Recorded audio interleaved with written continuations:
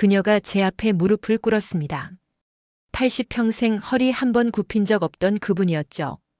실버타운 로비의 대리석 바닥은 차가웠고 그녀의 떨리는 손이 제 바지 끝을 잡았어요. 주변 사람들이 수군거리기 시작했습니다. 누군가 휴대폰을 꺼내 들었고요. 로비 천장에 샹들리에가 따스한 빛을 뿌리고 있었지만 공기는 얼어붙은 듯 했습니다. 저는 그녀를 내려다보며 말했어요. 너무 늦었습니다, 박 여사님. 돌아갈 수 없어요.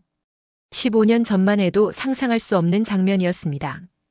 그때 저는 중소기업 경리였고 월급은 250만 원에 불과했죠.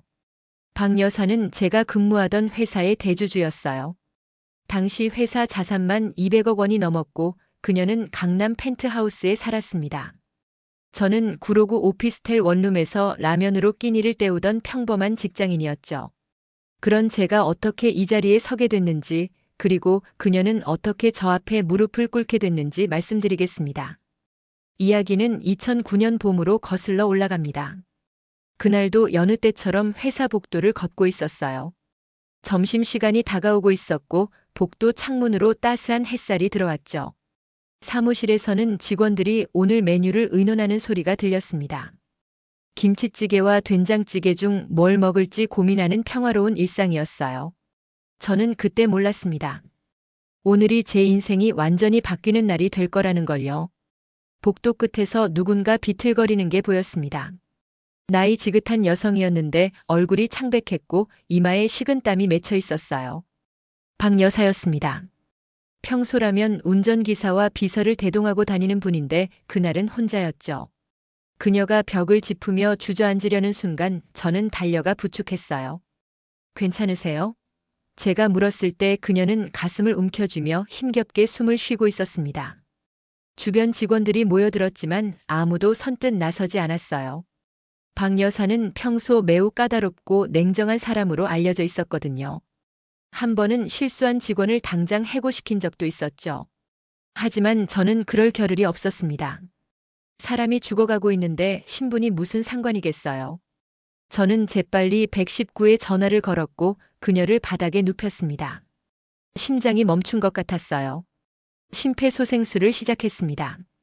몇 년 전 자원봉사 교육에서 배운 게 전부였지만 최선을 다했죠. 한 손을 다른 손 위에 포갠 뒤 가슴 중앙을 강하게 눌렀어요. 하나, 둘, 셋. 땀이 이마를 타고 흘러내렸고 팔이 저려왔지만 멈출 수 없었습니다. 주변 직원들은 숨죽인 채 지켜보고 있었고요. 창밖에서는 구급차 사이렌 소리가 점점 가까워지고 있었습니다. 그때 박 여사가 희미하게 눈을 떴어요. 구급대원들이 도착했고 박 여사는 즉시 병원으로 이송됐습니다. 저는 피와 땀으로 범벅이 된 셔츠를 입은 채 그 자리에 주저앉았어요. 손이 떨렸고 다리에 힘이 풀렸죠. 동료 한 명이 물을 건네주며 말했습니다.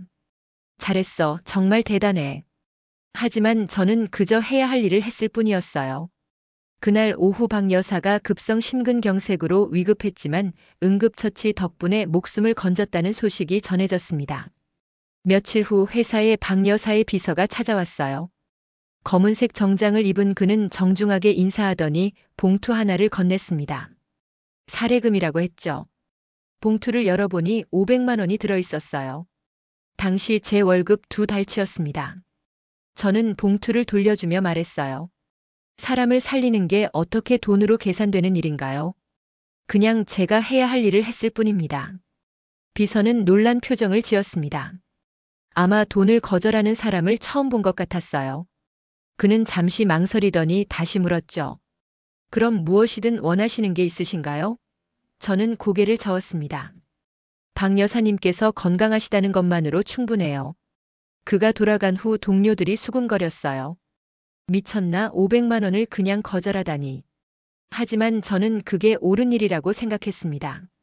한 달쯤 지났을까요?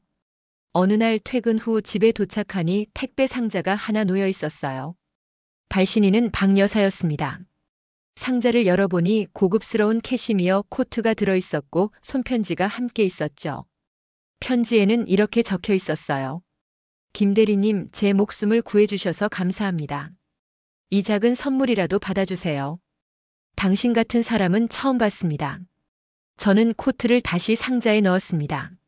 너무 고가였고 받을 수 없었어요. 다음 날 회사에서 박 여사의 비서에게 상자를 돌려보냈죠. 정중히 거절한다는 메모와 함께요. 하지만 며칠 후 또다시 선물이 왔고 저는 또 돌려보냈습니다. 이런 일이 3번이나 반복됐어요. 4번째로 편지가 왔을 때는 이렇게 적혀 있었죠. 김 대리님, 제발 받아주세요. 당신의 호의에 보답하고 싶습니다. 저는 그때도 거절했습니다. 돈이나 물건으로 갚을 수 있는 게 아니라고 생각했거든요. 생명을 구한 건 인간으로서 당연한 일이었고 그 이상도 이하도 아니었어요. 박 여사는 결국 선물 보내기를 포기한 것 같았습니다. 하지만 저는 몰랐죠. 그녀가 저를 얼마나 특별하게 여기게 됐는지를요. 그해 가을 회사에 큰 변화가 있었습니다. 박 여사가 직접 경영에 참여하기 시작한 거예요. 이전에는 이사회에만 참석했는데 이제는 사무실에 자주 나타났죠. 직원들은 긴장했고 분위기가 삽시간에 경직됐습니다. 그녀가 지나갈 때마다 모두들 고개를 숙였어요. 복도는 조용해졌고 점심시간에 웃음소리도 사라졌죠. 어느 날 박 여사가 제자리로 걸어왔습니다. 직원들이 일제히 저를 쳐다봤어요. 무슨 일이 생긴 건가 싶어 가슴이 철렁했죠. 그녀는 제 책상 앞에 서더니 말했습니다. 김 과장, 잠깐 시간 있나요? 네, 있습니다. 저는 일어나며 대답했어요. 그녀를 따라 응접실로 갔고 문이 닫히자 그녀가 입을 열었죠. 제 아들을 만나봐 주시겠어요? 박 여사가 물었습니다. 저는 당황해서 되물었어요. 아드님이요? 네, 제 외아들입니다. 그녀의 목소리에는 애절함이 묻어 있었죠. 올해 45인데 아직도 결혼을 안 하고 있어요. 여자를 만나도 금방 헤어지고 일만 하다가 지쳐서 집에 와요. 저는 당신 같은 사람이 우리 며느리가 됐으면 좋겠어요. 저는 깜짝 놀랐습니다. 무슨 말씀이신지 이해가 안 갔어요. 박 여사님, 저는 그냥 평범한 회사원일 뿐입니다. 제가 감히 어떡해요. 그녀는 고개를 저었죠. 돈 많은 사람은 많아요. 하지만 당신처럼 진심이 있는 사람은 드물어요. 제 목숨을 구했을 때 당신은 아무 대가도 바라지 않았잖아요. 그런 사람이 제 며느리가 되길 바랍니다. 저는 정중히 거절했습니다. 죄송하지만 그럴 수 없어요. 저는 연애도 결혼도 스스로 결정하고 싶습니다. 박 여사는 실망한 표정을 지었지만 더 이상 강요하지 않았어요. 알겠어요. 강요할 수는 없죠. 하지만 한 번만 만나봐 주세요. 그것도 싫다면 다시는 말하지 않겠습니다. 저는 고민 끝에 한 번만 만나보겠다고 했죠. 다음 주 토요일 강남의 한 레스토랑에서 만남이 있었습니다. 고급스러운 프렌치 레스토랑이었고 천장에는 크리스털 샹들리에가 반짝이고 있었어요. 창밖으로는 한강이 보였고 석양이 강물을 붉게 물들이고 있었죠. 저는 긴장한 채 자리에 앉아 있었고 박 여사의 아들이 들어왔습니다. 그는 키가 크고 단정한 인상이었어요. 정장을 말끔하게 차려입었고 손목에는 고급 시계가 채워져 있었죠. 저와 눈이 마주치자 그는 미소를 지으며 악수를 청했습니다. 처음 뵙겠습니다. 박민수입니다. 목소리는 차분했고 눈빛은 따뜻했어요. 저는 김수진입니다. 반갑습니다. 우리는 자리에 앉았고 웨이터가 메뉴판을 건넸죠. 식사 내내 민수 씨는 공손했고 배려가 깊었습니다. 제 의견을 물었고 제 이야기를 경청했어요. 일 얘기는 거의 하지 않았고 취미나 관심사에 대해 물었죠. 저는 점점 긴장이 풀렸고 대화가 편안해졌습니다. 그는 어머니가 강요해서 나온 게 아니라 진심으로 저를 알고 싶어 하는 것 같았어요. 식사가 끝나갈 무렵 그가 말했습니다. 어머니한테 들었어요. 제 목숨을 구해주셨다고요. 정말 감사합니다. 저는 고개를 저었죠. 당연한 일을 했을 뿐이에요. 그는 잠시 침묵하더니 다시 입을 열었어요. 수진 씨, 솔직히 말씀드릴게요. 저도 처음엔 어머니가 정해준 만남이라 부담스러웠어요. 하지만 오늘 만나보니 생각이 바뀌었습니다. 저는 그를 바라봤어요. 무슨 말인지 알 것 같았죠. 그도 저를 진지하게 쳐다보며 말했습니다. 다시 만나도 될까요? 이번엔 어머니 때문이 아니라 제가 원해서요. 그의 눈빛은 진실했고 목소리엔 떨림이 있었어요. 저는 잠시 고민했습니다. 이 사람은 진심인 것 같았고 나쁜 사람은 아니었죠. 좋아요, 다시 만나요. 그렇게 우리의 만남은 시작됐습니다. 일주일에 한두 번씩 만났고 점점 가까워졌어요. 민수 씨는 생각보다 평범한 사람이었습니다. 재벌가 아들이지만 겸손했고 따뜻했죠. 주말이면 한강공원을 산책했고 작은 카페에서 커피를 마시며 이야기를 나눴어요. 그는 제 손을 잡으며 말했습니다. 수진 씨와 함께 있으면 편하네요. 석 달쯤 지났을 때 그가 정식으로 고백했습니다.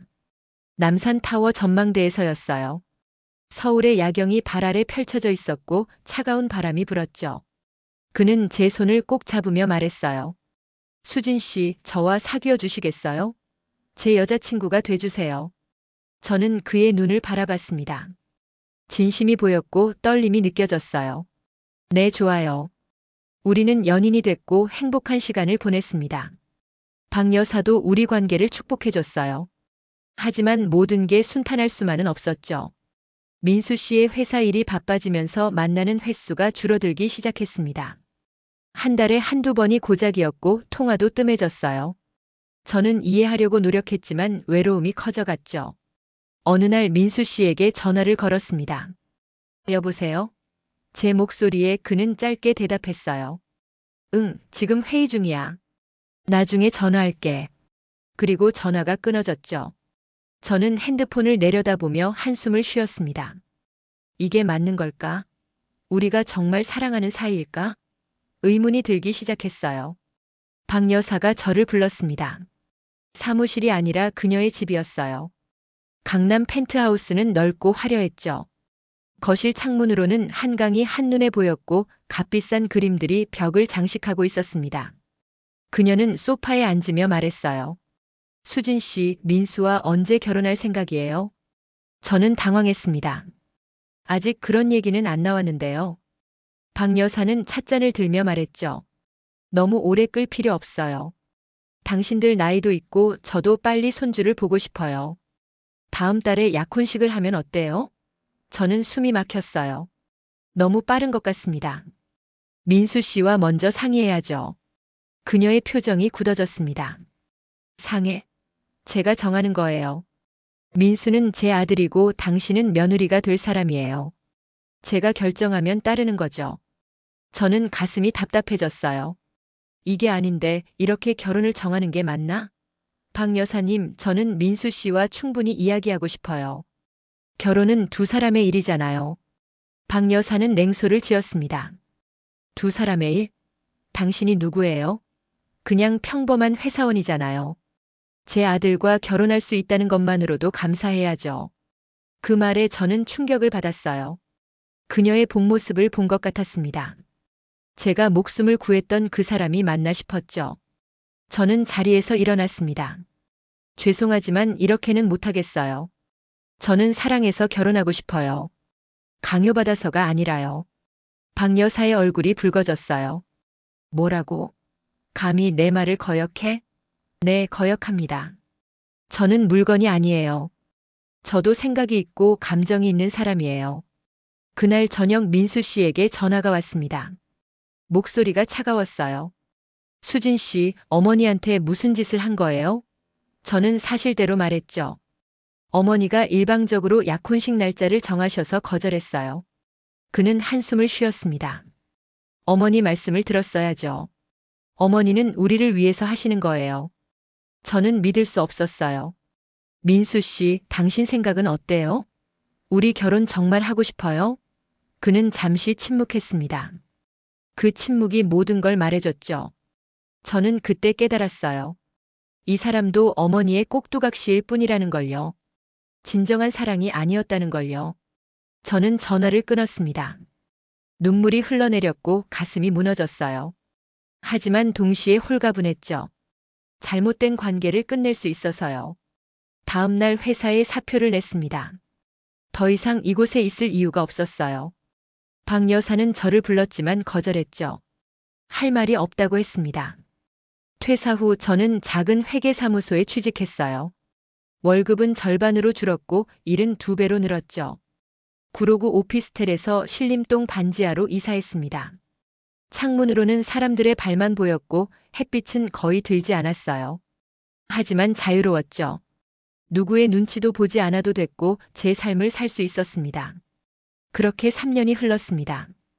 어느 날 우연히 신문에서 박 여사의 기사를 봤어요. 회사가 부도 직전이라는 내용이었죠.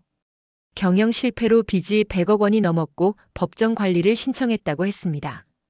민수 씨도 사업 실패로 모든 재산을 잃었다는 소식이 들렸어요. 저는 복잡한 심정이었습니다. 며칠 후 반지하 집 앞에 누군가 서 있었어요.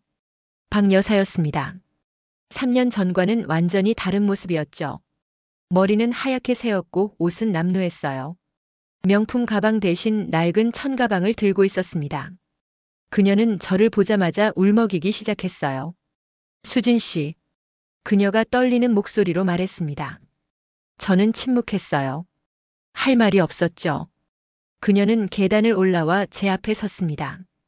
도와주세요, 제발요. 민수가 빚쟁이들한테 시달리고 있어요. 당신만이 우리를 도와줄 수 있어요. 저는 고개를 저었습니다. 박 여사님, 저한테 무슨 힘이 있겠어요? 저는 그냥 평범한 회계사일 뿐이에요. 그녀는 손을 내밀었죠. 당신은 착한 사람이에요. 제 목숨을 구해줬잖아요. 한 번만 더 도와주세요. 저는 그 손을 뿌리쳤습니다. 저를 평범한 회사원이라고 무시하셨잖아요. 물건 취급하셨죠. 그녀는 할 말이 없었어요. 고개를 숙인 채 서 있었죠. 저는 차갑게 말했습니다. 돌아가세요. 저는 도와드릴 수 없어요. 그리고 문을 닫았습니다. 그녀의 흐느끼는 소리가 문 밖에서 들렸지만 저는 외면했어요. 마음이 아팠지만 이건 그녀가 자초한 일이었습니다. 그로부터 10년이 더 흘렀습니다. 저는 그 사이 작은 회계법인을 차렸고 나름 성공을 거뒀어요. 직원이 15명이 됐고 연매출도 30억 원을 넘어섰죠. 서초동에 사무실을 냈고 광명시에 작은 아파트를 샀습니다. 더 이상 반지하 생활을 하지 않아도 됐어요. 매일 아침 커피를 마시며 서울 시내를 내려다보는 게 일상이 됐죠. 어느 주말 친구의 소개로 골프 모임에 참석했습니다. 경기도의 한 골프장이었고 날씨는 화창했어요. 잔디는 푸르렀고 하늘은 맑았죠. 저는 골프를 잘 치진 못했지만 분위기가 좋아서 즐겁게 라운딩을 돌았습니다. 휴게소에서 쉬고 있는데 누군가 제 이름을 불렀어요. 수진 씨? 돌아보니 중년의 남자가 서 있었습니다. 얼굴이 낯익었는데 누군지 바로 떠오르지 않았어요. 그가 웃으며 말했죠. 저예요, 이재훈. 10년 전에 같은 회사에서 일했잖아요. 아, 그제야 기억이 났습니다. 재훈 씨는 당시 영업팀 과장이었고 저와 친하게 지냈던 사이였어요. 세월이 많이 흘렀네요. 제가 말했고 그도 웃었습니다. 그러게요, 벌써 10년이 넘었네요. 우리는 테이블에 앉아 이런저런 이야기를 나눴어요. 그는 지금 중소기업 임원으로 일하고 있다고 했죠. 결혼도 했고 아이도 둘이라고 했습니다. 수진 씨는 어때요? 결혼은 했어요? 저는 고개를 저었습니다. 아직 혼자예요. 일이 바빠서 그런 생각할 틈이 없었어요. 그는 고개를 끄덕이더니 조심스럽게 물었어요. 그때 박 여사 아들이랑은 어떻게 됐어요? 모두들 결혼할 줄 알았는데 갑자기 퇴사하셔서 놀랐거든요. 저는 잠시 침묵했다가 간단히 대답했죠. 인연이 아니었어요. 재훈 씨는 알겠다는 듯 고개를 끄덕였습니다. 그러고 보니 박 여사 회사도 망했죠. 들었어요? 저도 안다고 했어요. 몇 년 전 파산했다는 소식을 들었다고요. 그는 한숨을 쉬었습니다. 세상 참 무상하죠. 그렇게 잘 나가던 사람들도 순식간에 몰락하니까요. 우리는 잠시 말없이 커피를 마셨어요. 그날 이후 재훈 씨와 연락을 주고받기 시작했습니다. 한 달에 한 번씩 만나 식사를 했고 서로의 근황을 나눴어요. 그는 좋은 친구였고 편안한 사람이었죠. 어느 날 재훈 씨가 조심스럽게 제안했습니다. 수진 씨, 좋은 사람 소개해 줄까요? 제 친구인데 정말 괜찮은 사람이에요. 저는 망설였어요. 15년 동안 연애를 하지 않았고 이제 48이었죠. 이 나이에 새로운 사람을 만난다는 게 쉽지 않았습니다. 하지만 재훈 씨가 계속 권하기에 한번 만나보기로 했어요. 만남은 다음 주 토요일 홍대 근처 카페에서 있었습니다. 그분은 강태윤이라는 분이었어요. 52살이었고 작은 무역회사를 운영하고 있었죠. 키가 크고 인상이 온화했습니다. 약간 백발이 섞인 머리는 단정하게 빗어 넘겼고 옷차림도 깔끔했어요. 처음 뵙겠습니다. 강태윤입니다. 그의 목소리는 차분했고 악수하는 손은 따뜻했죠. 우리는 커피를 마시며 이야기를 나눴습니다. 그는 10년 전 아내를 암으로 먼저 보냈다고 했어요. 슬아의 자녀는 없었고 혼자 살고 있다고 했죠. 처음엔 외로웠지만 이제는 익숙해졌다고 말했습니다. 하지만 눈빛에는 여전히 쓸쓸함이 남아 있었어요. 저도 제 이야기를 했습니다. 회계법인을 운영하고 있고 혼자 산다고요. 태윤 씨는 제 이야기를 조용히 들어줬어요. 중간에 끼어들거나 판단하지 않았죠. 그냥 공감하며 고개를 끄덕였습니다. 그 모습이 편안했고 마음이 놓였어요. 2시간 넘게 대화를 나눴고 헤어질 때쯤 그가 물었습니다. 다음에 또 만날 수 있을까요? 저는 잠시 망설였어요. 하지만 나쁘지 않았습니다. 오히려 좋았죠. 네, 좋아요. 그렇게 우리는 다시 만나기 시작했어요. 일주일에 1번, 때로는 2번씩 만났습니다. 카페에서 커피를 마시거나 공원을 산책했어요. 특별한 데이트는 아니었지만 함께 있는 것만으로 위안이 됐죠. 몇 달이 지나 태윤 씨가 고백했습니다. 남산 타워가 아니라 동네 공원 벤치에서였어요. 가로등 불빛이 희미하게 우리를 비추고 있었고 바람이 선선했죠. 수진 씨, 저와 사귀어 주시겠어요? 남은 인생 함께하고 싶어요. 그의 목소리는 떨렸고 손은 차가웠습니다. 저는 그의 눈을 바라봤어요. 진심이 보였죠. 15년 전 민수 씨와는 다른 진심이었습니다. 나이 들어서 만난 사랑은 달랐어요. 열정보다는 위로였고 설렘보다는 안정이었죠. 네, 좋아요. 저도 태윤 씨와 함께하고 싶어요. 우리는 그렇게 연인이 됐습니다. 1년 후 우리는 결혼했어요. 화려한 결혼식은 하지 않았습니다. 가까운 친구들만 초대해서 작은 레스토랑에서 조촐하게 치렀죠. 태윤 씨는 검은 양복을 입었고 저는 심플한 드레스를 입었어요. 재훈 씨가 주례를 맡아줬고 친구들이 축하해줬습니다. 결혼 반지를 끼우는 순간 눈물이 났어요. 행복했죠. 신혼여행은 제주도로 갔습니다. 오름을 오르고 바다를 보며 걸었어요. 태윤 씨는 제 손을 잡고 말했죠. 수진아, 행복해? 네, 정말 행복해요. 우리는 해변에 앉아 석양을 바라봤습니다. 하늘은 붉게 물들었고 파도는 부드럽게 밀려왔어요. 이런 평화가 올 줄 몰랐죠. 서울로 돌아온 후 태윤 씨와 함께 살림을 차렸습니다. 송파구에 작은 아파트를 샀고 가구를 들였어요. 주말이면 같이 장을 보러 갔고 저녁엔 함께 요리를 했죠. 평범한 일상이었지만 소중했습니다. 저는 처음으로 진짜 가정을 가진 기분이었어요. 그렇게 평화로운 시간이 5년 흘렀습니다. 태윤 씨는 57이 됐고 저는 53이 됐어요. 어느 날 태윤 씨가 제안했죠. 여보, 우리 실버타운에 들어가는 게 어때? 이제 나이도 있고 미리 준비하는 게 좋지 않을까? 저는 고개를 끄덕였습니다. 좋은 생각이에요. 우리는 몇 군데 실버타운을 알아봤어요. 경기도 용인에 있는 한 곳이 마음에 들었습니다. 시설은 깨끗했고 주변 환경도 좋았죠. 정원이 넓었고 산책로도 잘 되어 있었어요. 의료시설도 갖춰져 있었고 문화 프로그램도 다양했습니다. 우리는 그곳에 입주하기로 결정했어요.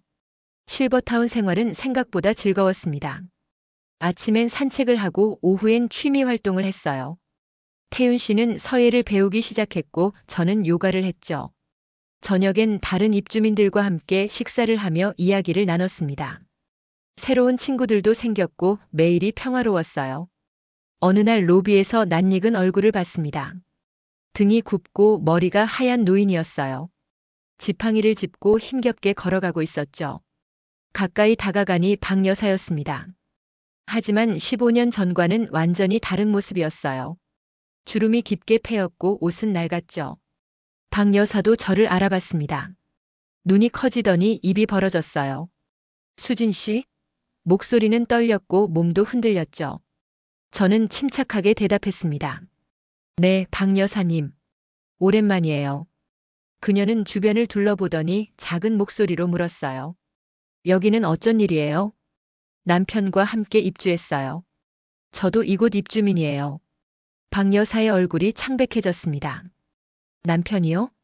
결혼하셨어요? 네, 5년 전에요. 그녀는 할 말을 잃은 듯 서 있었죠. 저는 그녀에게 물었습니다. 여사님은 어떻게 여기 계세요? 그녀는 고개를 떨구었어요. 정부 지원으로 들어왔어요. 무료 실버타운이라고 하더군요. 민수는 지방으로 떠났고 저는 혼자 남았죠. 갈 곳이 없어서 여기 왔습니다. 목소리에는 체념이 묻어 있었어요. 저는 복잡한 감정이 들었지만 아무 말도 하지 않았습니다. 그날 이후 로비에서 자주 마주쳤어요. 박 여사는 저를 볼 때마다 고개를 숙였고 말을 걸지 못했죠. 저도 먼저 다가가지 않았습니다. 과거는 과거일 뿐이었고 지금은 다른 삶을 살고 있었으니까요. 하지만 그녀의 쓸쓸한 뒷모습을 볼 때마다 마음 한구석이 아팠어요. 한 달쯤 지났을 때 박 여사가 제 앞을 막아섰습니다. 로비에 서였고 사람들이 오가고 있었어요. 수진 씨, 잠깐만 시간 좀 내주시겠어요? 저는 태윤 씨를 보며 잠깐 다녀올게요 라고 말했죠. 그는 걱정스러운 표정이었지만 고개를 끄덕였습니다. 박 여사와 로비 한편의 소파에 앉았어요. 그녀는 손을 꼭 쥔 채 말을 꺼냈습니다. 수진 씨, 사과하고 싶어요. 15년 전 제가 정말 잘못했어요. 당신을 무시했고 물건처럼 대했죠. 후회하고 또 후회했습니다. 목소리가 떨렸고 눈물이 고였어요. 저는 조용히 들었습니다. 그녀가 계속 말했죠. 그때 당신이 옳았어요. 돈이 전부가 아니었고 진심이 중요했어요. 제가 그걸 너무 늦게 깨달았어요. 모든 걸 잃고 나서야 알았죠. 당신 같은 사람이 얼마나 귀한지요. 저는 한숨을 쉬었습니다. 박 여사님, 과거는 지났어요. 이제 와서 사과해도 달라지는 건 없어요. 그녀는 고개를 끄덕였죠. 알아요, 알아요. 하지만 그래도 말하고 싶었어요. 당신한테 미안하다고, 제가 틀렸다고요. 눈물이 볼을 타고 흘러내렸고 그녀는 손으로 얼굴을 가렸습니다. 저는 그녀를 바라봤어요. 한때는 강력했던 사람, 모든 걸 가졌던 사람이 이제는 초라한 노인이 돼 있었죠. 인생의 무상함이 느껴졌습니다. 용서할 수는 없었지만 미움도 사라졌어요. 그냥 슬플 뿐이었죠. 박 여사님, 이제 그만 가세요. 저도 제 삶이 있고 당신도 당신 삶이 있어요. 과거에 얽매이지 말고 지금을 사세요.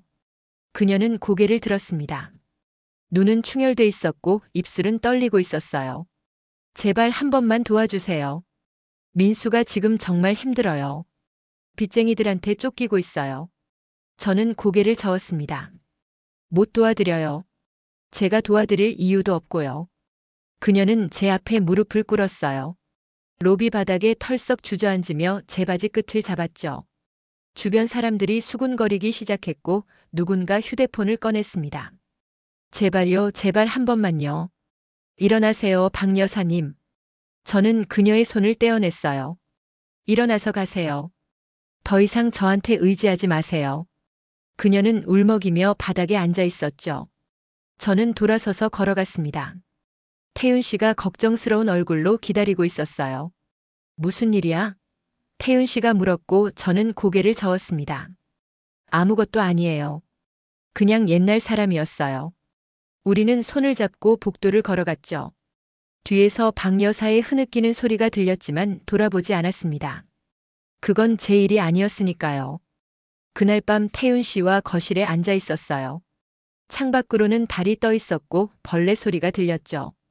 태윤 씨가 제 손을 잡으며 물었습니다. 괜찮아? 힘들었을 것 같은데. 저는 고개를 끄덕였어요. 괜찮아요. 이제는 정말 괜찮아요. 그분이 누군지 말해줄 수 있어? 태윤 씨는 강요하지 않았지만 궁금해하는 것 같았어요. 저는 천천히 이야기했습니다. 15년 전 일, 민수 씨와의 관계, 박 여사의 배신, 모든 것을요. 태윤 씨는 조용히 들어줬고 중간에 손을 꼭 쥐어줬죠. 이야기를 끝내자 태윤 씨가 말했습니다. 수고했어, 여보. 정말 힘들었겠다. 하지만 잘 이겨냈어. 지금 우리가 함께 있잖아. 그 말에 눈물이 났어요. 참았던 감정이 한꺼번에 터진 것 같았죠. 태윤 씨는 저를 안아주며 등을 토닥였습니다. 다음 날 아침 산책을 나갔어요. 실버타운 정원은 아름다웠습니다. 단풍이 물들기 시작했고 국화가 피어 있었죠. 태윤 씨와 손을 잡고 천천히 걸었어요. 새들이 지저귀고 바람이 불었습니다. 평화로웠죠. 정자에 앉아 쉬고 있는데 박 여사가 멀리서 보였어요. 혼자 벤치에 앉아 있었습니다. 등은 더 굽어 있었고 옆에는 지팡이가 놓여 있었죠. 그녀는 하늘을 올려다보고 있었어요. 무슨 생각을 하는지 알 수 없었지만 쓸쓸해 보였습니다. 태윤 씨가 물었어요.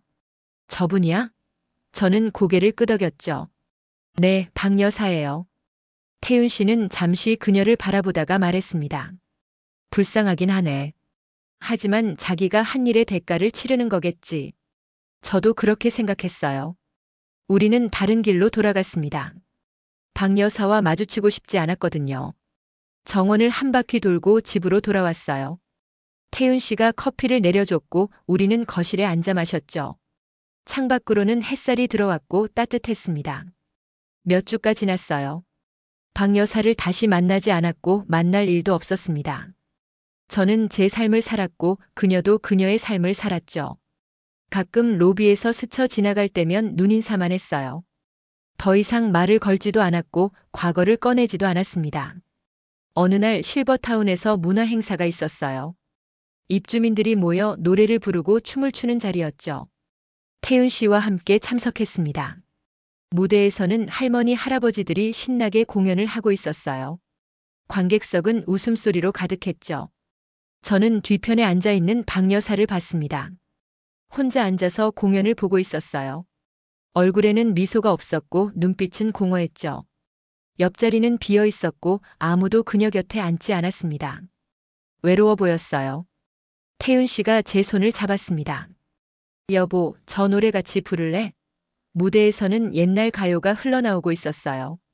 저는 고개를 끄덕이며 일어났죠. 우리는 손을 잡고 앞으로 나가 다른 사람들과 함께 노래를 불렀습니다. 행복했어요. 공연이 끝나고 집으로 돌아가는 길이었어요. 복도에서 박 여사와 마주쳤습니다. 그녀는 지팡이를 짚고 천천히 걸어가고 있었죠. 저는 잠시 멈춰 섰고 태윤 씨도 함께 멈췄어요. 박 여사가 돌아보며 말했습니다. 수진 씨 행복해 보여요. 목소리는 작았고 떨렸죠. 저는 대답했습니다. 네, 행복해요. 그녀는 고개를 끄덕였어요. 다행이네요. 정말 다행이에요. 그리고는 다시 걸어갔습니다. 등은 더욱 굽어 있었고 발걸음은 느렸죠. 태윤 씨가 저를 안아줬어요. 괜찮아? 네, 괜찮아요. 우리는 손을 잡고 집으로 향했습니다. 복도 창문으로는 석양이 들어오고 있었어요. 하늘은 붉게 물들었고 구름은 흘러가고 있었죠. 새로운 하루가 저물고 있었습니다. 그날 밤 잠자리에 들기 전 태윤 씨와 이야기를 나눴어요. 침대에 나란히 누워 천장을 바라보며 말했죠. 여보, 우리 참 운이 좋죠? 태윤 씨가 제 손을 잡으며 대답했습니다. 그래, 정말 운이 좋아. 서로를 만났으니까. 저는 눈을 감았어요. 지난 50여 년의 삶이 스쳐 지나갔습니다. 고통도 있었고 슬픔도 있었죠. 배신도 당했고 외로움도 느꼈어요. 하지만 결국 이 자리에 왔습니다. 사랑하는 사람과 함께 평화로운 곳에서 행복하게 살고 있었죠. 박 여사는 어떨까요? 그녀도 행복할까요? 아마 아닐 거예요. 모든 걸 잃었고 혼자 남았으니까요. 하지만 그건 그녀가 선택한 길이었습니다. 돈과 권력을 택했고 진심을 버렸죠. 그 대가를 치르고 있는 거예요. 인생은 참 아이러니합니다. 한때 모든 걸 가진 사람이 아무것도 남지 않았고 아무것도 없던 사람이 행복을 찾았죠. 진짜 중요한 건 돈이 아니라 사람이었어요. 진심이 통하는 관계, 서로를 아끼는 마음, 그게 전부였습니다. 며칠 후 실버타운 게시판에 공지가 붙었어요. 박 여사가 다른 곳으로 이사를 간다는 내용이었죠. 정부 지원이 끊겨서 더 저렴한 곳으로 옮긴다고 했습니다. 저는 복잡한 심정으로 게시판을 바라봤어요. 이사 가는 날 로비에 나가봤습니다. 박 여사는 작은 가방 하나만 들고 있었어요. 짐이라곤 그게 전부였죠. 택시가 대기하고 있었고 직원이 문을 열어줬습니다. 그녀는 차에 타기 전 주변을 둘러봤어요. 우리 눈이 마주쳤습니다.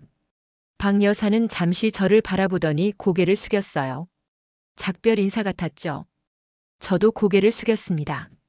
용서는 아니었지만 작별은 할 수 있었어요. 택시가 출발했고 그녀는 창밖을 바라보며 멀어져 갔습니다. 태윤 씨가 제 어깨에 손을 올렸어요. 이제 정말 끝났네.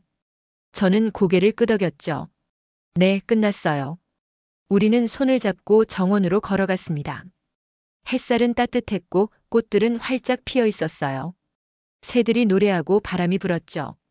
벤치에 앉아 하늘을 올려다봤어요. 구름이 천천히 흘러가고 있었습니다. 태윤 씨가 말했죠. 여보, 우리 오래오래 건강하게 살자. 저는 그의 손을 꼭 쥐며 대답했어요. 그래요, 함께 오래 살아요. 인생의 후반부를 이렇게 평화롭게 보낼 수 있다는 게 감사했습니다.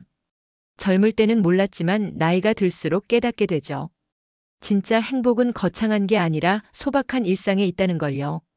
함께 산책하고 함께 밥 먹고 함께 웃는 것, 그게 전부였어요. 저녁이 됐습니다. 실버타운 식당에서 저녁을 먹었어요. 다른 입주민들과 함께 테이블에 앉아 이야기를 나눴죠. 오늘 날씨가 좋았다는 얘기, 손주가 놀러 온다는 얘기, 건강검진 결과가 좋았다는 얘기들이었습니다. 평범하지만 따뜻한 대화였어요. 식사 후 태윤 씨와 산책을 나갔습니다. 실버타운 주변 산책로는 조명이 켜져 있었고 아름다웠어요. 손을 잡고 천천히 걸으며 이야기를 나눴죠. 내일은 뭐 할까, 다음 주에 영화 보러 갈까, 그런 소소한 계획들이었습니다.